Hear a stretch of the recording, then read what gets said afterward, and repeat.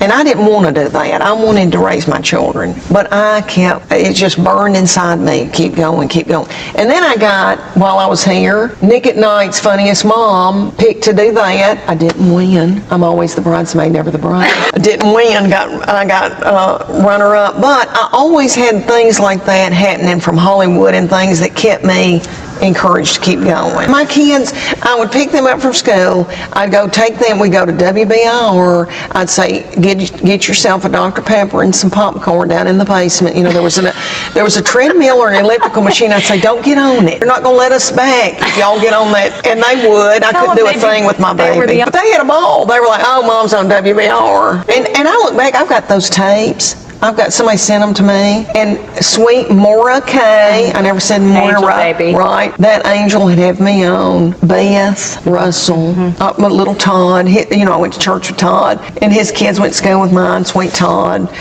Y'all were like my family, and kept me. I felt like I was doing big things because y'all would let me come on, and I just talk out of my head. Did I have a hernia surgery repair? Yes. I've had four television deals for sitcoms with huge writers and showrunners and all that. And I'd be going back and forth to LA and then, getting to my kids and pickup line. But I on the national scene, as far as like selling tickets, I could not sell tickets. And the sweet Tom Bug that books the Bijou in the Tennessee Theater, because I've known him for 100 years, would let me come here. Before here, there was Side Splitters. It was Comedy Zone, and then it was Side Splitters. Comedy Zone, they wouldn't have much to do with me. I was a mom. It just wasn't hip. Comedy Central was big. Comedy Central wouldn't take me. They wanted young, edgy guys or women that were, kind of nasty. And I just did not fit. And so I got a lot of rejection.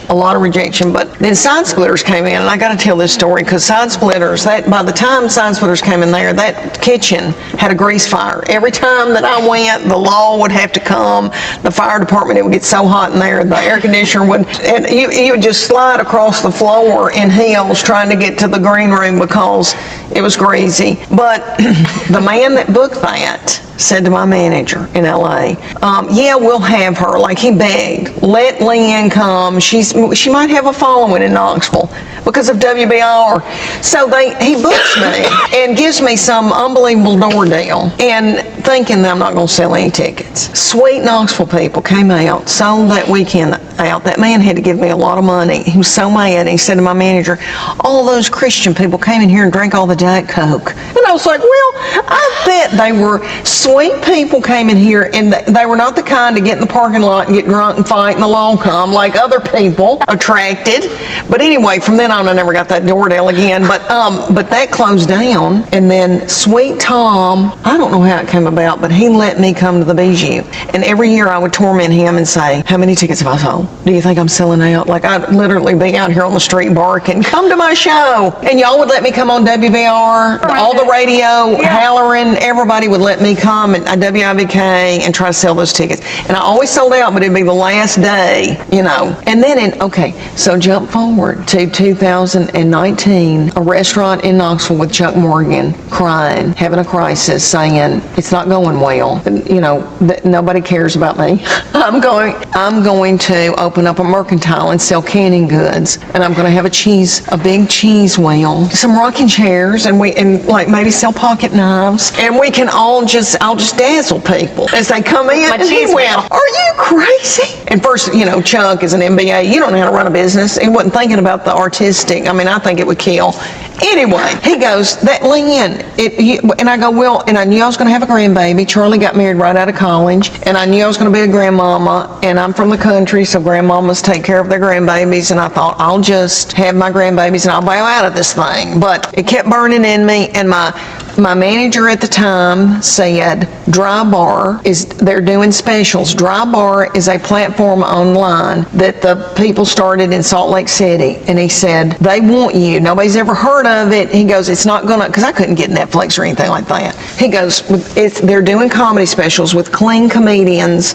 Nobody will ever see it. Nobody cares, but we'll get film and try to get you more shows. Okay, that week that I shot that special, I was doing the Dubuque Chamber of Commerce Luncheon. That's how bad my career was going. Which I love the people of Dubuque. I don't want to talk about Dubuque because they're beautiful people. I don't know where those people come from. It's stunning. But anyway, I was doing the Dubuque Chamber of Commerce Luncheon. That's how bad things were going. And he said, Dry Bar wants you to shoot a special. You're going to be out west anyway. They're going to pay you a couple of $1,000s. We'll never see it again, but we'll get clips from it, and you get more Chamber of Commerce luncheons. And I just thought my life is over. Anyway, I buy an outfit and I go out there and I shoot that special, and he said, just do old material that's not anywhere, that nobody has seen. Because, people used to tell me, oh, the internet, you need social media, and I just could not wrap my mind around how important it was going to be. And I had, a few followers on Facebook. My personal page, I was putting up pictures of dachshunds. I didn't know what I was doing.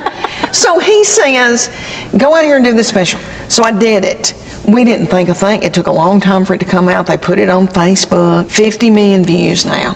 But at the time, I thought, I could not sell tickets. It came out. It was doing really well. I got a bunch of fans on Facebook, maybe like 25,000 fans. And so my manager tried to call around and get me booked in clubs. I did a few clubs, could not sell tickets. They said, we love her. She doesn't get drunk and fight in the parking lot, because a lot of comedians get drunk and fight in the parking lot.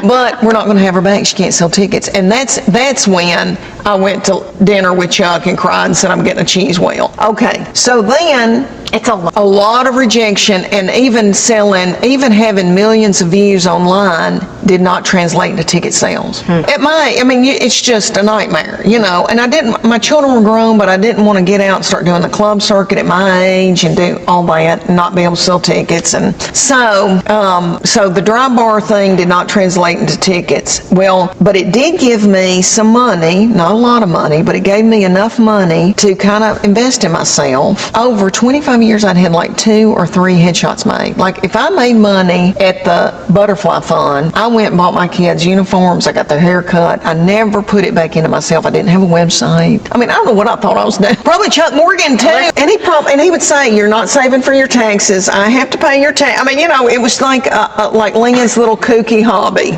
really. And because I was taking it seriously in my mind, but I didn't really have a business model or anything. And I had a manager, but he didn't, bless his heart, he didn't know. So anyway, but he was sweet. Okay, so I take a little bit of that money from Dry Bar, and I had been watching Nate Bargatze, who I love, is a good friend of mine, Jim Gaffigan, all these people I admired, and they were selling out theaters, and I wanted that. And I thought, what are they doing? So I told my manager, I said, they have got somebody doing their social media. I need somebody to do my social media. He goes, you can't afford it. You don't need to be doing it. He didn't understand. He knew less than I did.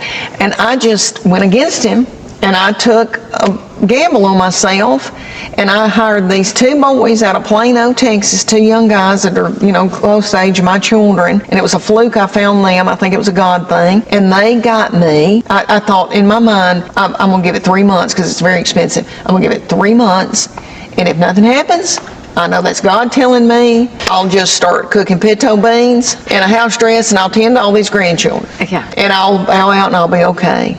And then, and Modern, they started in October 2019. We were moving my baby into an apartment in Brooklyn, New York. She was going to school for makeup for television and film. And they put out 1 clip of me talking about taking Chuck Morgan to go see Def Leppard and Journey at Thompson Bowling Arena, and how everybody looked sick and old, and everybody had plantar fasciitis. It started going viral.